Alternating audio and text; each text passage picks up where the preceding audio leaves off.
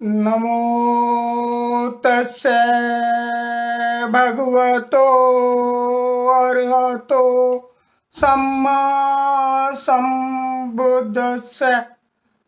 नमो तस्से भगवतो अरहतो सम्मा संबुद्धस्से। नमो तस्से भगवतो अरहतो सम्मा संबुद्धस्से। नमो बुद्धाय सभी धम्म बंधुओं को। आज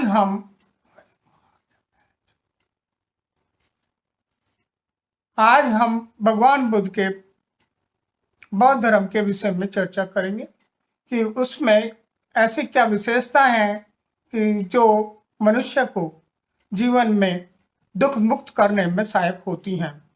इसके लिए हम आज आपसे विनती करते हैं कि हमारे इस चैनल को सब्सक्राइब करें, शेयर करें और अपने मित्रों में इसको शेयर करें और अंत में बेल आइकन दबाना ना भूलें।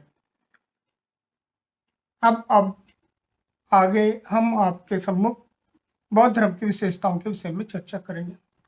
बौद्ध धर्म का जहाँ तक संबंध है, भारत के इतिहास में जब से बौद्ध धर्म भगवान बुद्ध का जन्म हुआ है, उन्होंने बौद्ध धर्म को प्रतिस्थापित किया है, उसी समय से अब तक ऐसा क्या रहा है कि भगवान बुद्ध का धर्म दिन प्रतिदिन बलवती और प्रसारित होते रहे। संसार के अनेक देशों में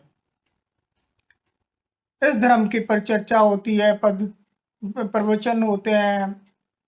इस धर्म को मानने वालों की संख्या दिन पे दिन बढ़ती जा रही है।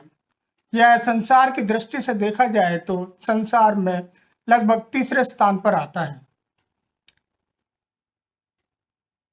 भगवान बुद्ध का जन्म एक मानव परिवार में, एक राजा के परिवार में, एक भारत के कपिलवस्तु में के राजघराने में हुआ। उनका जन्म एक खुले आसमान के नीचे लुम्बिनी वन में हुआ। भगवान बुद्ध के जन्म को लेकर इसमें बहुत सारे विचार उत्पन्न होते हैं। उनके जीवन के बारे में बहुत सारी बातें कही जाती हैं, परंतु आज हम उन बातों पर नहीं जाएंगे। हम बौद्ध धर्म जो भगवान बुद्ध ने प्रतिस्थापित किया, बौद्ध धर्म का जो खोज की, जो बौद्ध धर्म लोगों के दुखों की मुक्ति के लिए हमें दिया, उसके विषय में चर्चा करेंगे। बौद्ध धर्म के गहन अध्ययन के पश्चात या विशेष रूप से बौद्ध धर्म भारत के अथवा पिछले 25 वर्षों से जिसमें बौद्ध धर्म में के महत्व का अवलोकन किया गया, इसमें धर्म का प्रचार प्रसार अत्यंत तीव्र गति से संपन्न हुआ। सबसे अब तक धर्म के बहुत सारे उतार चढ़ाव देखे हैं। धर्म एक स्थान से स्थानांतर होकर किसी दूसरे राज्य में प्रभाव कायम रखने में सफल हुआ है तथा संसार के भिन्न भिन्न देशों में अपना प्रभाव निश्चित किया है, अपनी पैठ बढ़ाई है। संसार के जीवों का विशेषकर मनुष्य समाज का बहुत उद्धार किया है, जीवन जीने का मार्ग प्रशस्त किया है। मानव समाज के लिए संसार में मैत्ता, करुणा, मुदिता और उपेक्षा का उपदेश दिया है। भगवान बुद्ध की शिक्षाओं में भाईचारा, बंधुत्व, समानता और कल्याण का संदेश है। बुद्ध की वाणी के मानव चित्त पर एक विशेष छाप छोड़ी है। यही कारण है कि संसार की 30 से भी अधिक प्रमुख भाषाओं में बुद्ध वाणी का अनुवाद किया जा चुका है। बुद्ध के वर्तमान में जीवन जीना सिखाया है। बुद्ध ने वर्तमान में जीवन जीवन सिखाया है, न भूत में न भविष्य में। दुखों से विरक्त होने का मार्ग दर्शाया है, निर्वाण का साक्षात कराया है। बौद्ध धर्म आदि से कल्याणकारी है, मध्य में कल्याणकारी है और अंत में कल्याणकारी है। धर्म का सबके लिए कल्याणकारी है, सभी के लिए समान सर्जन करने वाला है। धर्म किसी विशेष प्रकार के भेद व्यक्ति के लिए नहीं है। धर्म में सभी प्रकार के भेदभाव वर्जित हैं, चाहे वो मानव का जाति हो, चाहे रंग हो, चाहे लिंग हो, चाहे स्थान हो। भेद किसी प्रकार का भेद बौद्ध धर्म में समाहित नहीं है। बौद्ध धर्म सबके लिए एक समान है। धर्म की नजर में सभी राजा और रंग एक समान है और सबको एक जैसा प्रमाण देता है। भगवान बुद्ध की वाणी का परिशुद्ध रूप में सुरक्षित रखने के उद्देश्य से भगवान बुद्ध के परिनिर्वाण के पश्चात ही प्रथम संगति की गई थी। प्रथम संगति में महाकश्यप की अध्यक्षता में राजगृह में राजा अजात शत्रु के सान्निध्य में उनके संरक्षण में पहली संगति का आयोजन किया गया, जिसमें उपाली और आनंद ने अपना संज्ञान किया। उन्होंने अपने धर्म के विषय में विचार रखे और उनके विचारों को 500 अरहत ने उन्हें अपने पास अपनी बुद्धि से, अपने ज्ञान से, अपनी याददाश्त से उनको पाया कि वो सभी जो है, जो सुत, आनंद और उपाली ने कहे वो सभी सही हैं, ठीक है, वो बुद्ध वाणी के अनुकूल हैं। उपाली ने विनय का संज्ञान किया और फिर आनंद ने धम्म का संज्ञान किया, जिसे हम धम्म पिटक, सुत पिटक, धम्म जो है सुत पिटक में संग्रहित है और विनय पिटक में संग्रहित है। इस संग्रह को लेकांतर में समय के कालांतर में समय बीतने के बाद त्रिपिटक के नाम से जाना गया। इसमें एक पिटक और जोड़ा गया जिसे हम अभिधम्म पिटक कहते हैं। अभिधम्म में समीक्षा है, बुद्ध के सारों का व्याकरण है, उनको अच्छी तरह से समझाया गया है। उसमें धम्म की जो साधना का जो विषय है उसके विषय में परिचर्चा की गई है।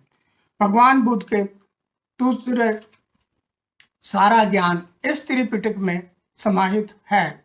लोग समय समय पर इसको संग्रहित किया और समय समय पर संगति बुलाकर उनका हर बार निरीक्षण किया गया कि कितना परिशुद्ध है। भगवान बुद्ध की वाणी पूर्ण रूप से परिशुद्ध रखी गई है, उसमें किसी भी प्रकार का मिलावट नहीं की गई है। भगवान बुद्ध के परिनिर्वाण के पश्चात ये पहली संगति हुई। दूसरी संगति मगध राजा काल अशोक के समय में हुई, जिसमें 10 बिंदुओं पर जो विभेद आ रहा था भिक्षु संघ में, उसको समाप्त किया गया। तीसरी संगति जो बहुत ही महत्वपूर्ण है बौद्ध जगत के लिए, बौद्ध धर्म के लिए बहुत ही महत्वपूर्ण है, वो राजा मगध सम्राट अशोक के समय हुई।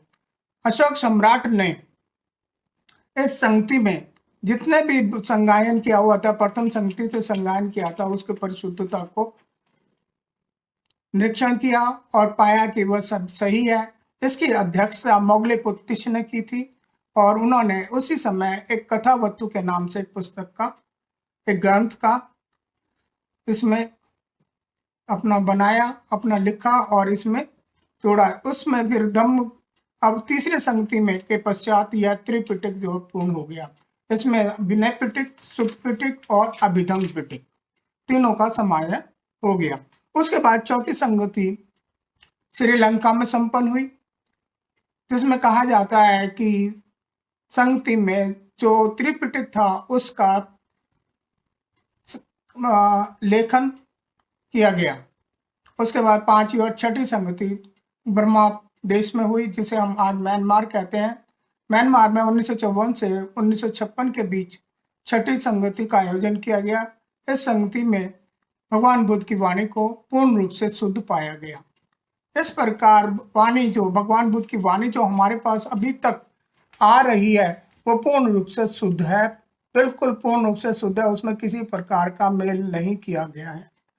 तो इसमें कोई दो राय नहीं कि भगवान बुद्ध का जो धर्म है वह अभी तक हमारे 2500 वर्षों से अभी तक जो हमारे पास आ गया है वह बिल्कुल शुद्ध है, पूर्ण रूप से शुद्ध है। अब द्वितीय संगति हो गई। सब इस तरह से होने के बाद भी अब हम आपके बीच में तो भगवान बुद्ध के धर्म की विशेषता है उस पर चर्चा करते हैं। भगवान बुद्ध के धर्म में एक तो ईश्वरवाद को बिल्कुल भी कोई स्थान नहीं है। ईश्वरवाद को कोई स्थान नहीं है, किसी भी सत्ता को स्वीकार नहीं किया गया है। ना आत्मा की सत्ता, ना परमात्मा की सत्ता, ना कोई लोभ दिया गया है कि भी आपको स्वर्ग भेज दिया जाएगा, न आपको ऐसा दंड देने के लिए कहा गया है, दूषित करने के लिए कहा गया है कि आपको श्राप दे दिया जाएगा, आप नरक में जाओगे। इस प्रकार की कोई भी बात नहीं है। बौद्ध धर्म में भगवान बुद्ध ने अपना कोई स्थान निश्चित नहीं किया, जिस तरह से दूसरे धर्मों में किया गया है। लोगों किसी ने अपने आप को पैगंबर का पुत्र बताया है, किसी ने अपने भगवान का पुत्र बताया है, किसी ने अवतार बताया है, किसी ने कुछ बताया, किसी ने कुछ बताया, लेकिन भगवान बुद्ध ने कभी भी ना तो अपने लिए स्थान रखा है और ना ही किसी अन्य की सत्ता को स्वीकार किया है कि वह उनके सत्ता के अनुकूल काम करा। उन्होंने बौद्ध धर्म की खोज की, सघन साधना के पश्चात बोधि वृक्ष के नीचे बैठ के 6 वर्षों की तपस्या के पश्चात, 6 वर्षों की साधना के बाद बोध गया में उन्होंने बोधि प्राप्त की। उन्होंने अपने लिए कोई भी स्थान नहीं रखा है। भगवान बुद्ध ने कहा कि वो एक मनुष्य हैं और मनुष्य की भांति ही उनका जन्म हुआ था लुम्बिनी वन में, एक खुले आसमान के नीचे। उनको जो बोधि प्राप्त हुई वो भी एक खुले आसमान के नीचे बोध गया में। जब उन्होंने पहला प्रवचन दिया सारनाथ में, वो भी एक खुले आसमान के नीचे। जब उन्होंने अब परिनिर्वाण प्राप्त हुआ, वो भी एक खुले आसमान के नीचे, 2 साल वृक्षों के बीच में कुशीनगर में। उन्होंने अपने आप को प्रकृति से इतना जोड़ कर रखा था कि वो हर प्रकृति के हर नियम के साथ उनके साथ खुलकर उनके बुद्धि से, उनकी अपनी प्रज्ञा से सारा का सारा ज्ञान प्राप्त किया। इस प्रकार भगवान बुद्ध ने अपने लिए स्थान नहीं रखा, ना ही बौद्ध धर्म में किसी उत्तराधिकारी को बनाया। अपने बाद में किसी को उत्तराधिकारी नहीं बनाया। बौद्ध धर्म में कोई भी किसी का उत्तराधिकारी नहीं, धम्म ही धम्म का उत्तराधिकारी है। यदि धम्म में किसी व्यक्ति की आवश्यकता इसलिए पड़े कि वो धम्म को संचालन करे, या उसके लिए कोई वरदान मांगे, या उसके लिए किसी प्रकार की सहायता चाहिए, तो वो धम्म नहीं, वो धम्म तो फिर उस व्यक्ति का हो गया जिस व्यक्ति ने उसे आगे बढ़ाने के लिए, उसे आगे करने के लिए किया है। धम्म तो स्वतंत्र है, प्राकृतिक धम्म है। धम्म में किसी प्रकार की कोई भी कमी नहीं होनी चाहिए, वह भगवान बुद्ध ने पूरी की है। भगवान बुद्ध ने अपने धर्म में किसी भी प्रकार के अप्राकृतिक तथ्यों को सम्मिलित नहीं किया गया है। भगवान बुद्ध ने किसी भी व्यक्ति को मुक्त करने का कभी दावा नहीं किया। भगवान बुद्ध ने किसी व्यक्ति को भी मुक्त करने का भी कोई वादा नहीं किया। भगवान बुद्ध का धर्म दुख मुक्ति का मार्ग है, लेकिन फिर भी उन्होंने किसी भी व्यक्ति को धर्म मुक्त करने का, दुख मुक्त करने का वादा नहीं किया। उन्होंने कहा कि मैं तो मार्गदाता हूं, मैं कोई मुक्तिदाता नहीं हूं। धर्म का तो आपको अपने आप पालन करोगे तो आपको दुख मुक्ति होगी, यदि आप अपने जीवन में तो पालन नहीं करोगे तो नहीं होगी। उन्होंने तो शील समाधि पन्या मेहता करुणा मुदिता उपेक्षा त्रिलक्षण सत्य बोधियांग इत्यादि को आपको समझाया है। इस प्रकार उन्होंने तो कहा है कि अत्ता ही अतना नाथो कोई नाथो परोसिया अतना ही सुख दे सुदेत ने नाथंग लभती दुर्लभम। आप अपने आप नाथ हैं, अपने ही नाथ हैं। आप ही अपने आप को परे ले जा सकते हैं, आप ही अपने आप को दुख मुक्त कर सकते हैं, आप अपना उद्धार कर सकते हैं। अत्तो दीपो भवो, यानी कि अपने दीपक स्वयं बनो। आपने अपना रास्ता अपने आप खोजना है, आप किसी के गुलाम नहीं बन के रहना है। आप आगे बढ़ते जाइए। उससे आपका साधना जितनी गहन करोगे उससे उतना ही ज्यादा आपको लाभ होगा। यदि आप अपने आप को इसमें नहीं करते हैं, साधना नहीं करते हैं, और आप कंठस्थ करके सूत्रों को रट्टे लगाते हैं, उनको बार बार उच्चारण करते हैं, बुद्ध की मूर्ति रख के बैठ जाते हैं और ये सोचते हैं कि बुद्ध आपको तार देंगे, आपको दुख मुक्त कर देंगे, ये कदापि नहीं होता। नंबर 3, भगवान बुद्ध ने अपने शासन में के लिए किसी भी प्रकार की अपौरुषेयता का दावा नहीं किया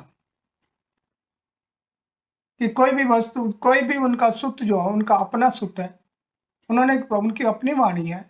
उन्होंने यह नहीं कहा कि जो मेरा सुत पिटक है, मेरा विनय पिटक है या अभिधम पिटक है, वह कहीं पुरुष द्वारा नहीं लिखा गया या पुरुष द्वारा नहीं बनाया गया।